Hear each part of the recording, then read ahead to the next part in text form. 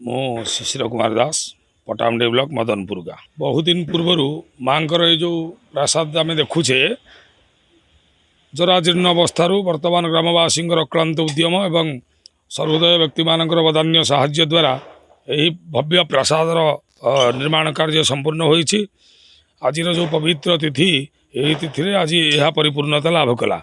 आज पूजा अर्चना विधि विगत काली गला काली आमर एठारे मंडलकरण अंकुराधिवास आमर जो मंडप अधिवास प्रसाद अधिवास कार्य संपादन होते।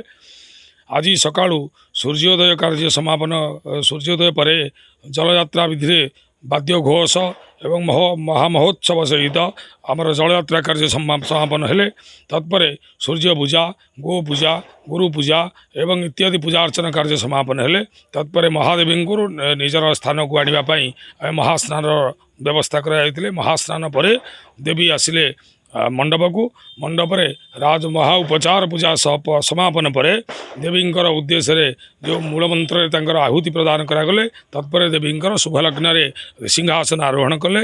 लक्ष्मीकांत रथ बहुत खुशी लगुला। समुदाय ग्रामवासी मैंने समस्त सौहार्दपूर्ण योगदान रही आउ बहुत सुचारू रूप से कार्य संपादन है।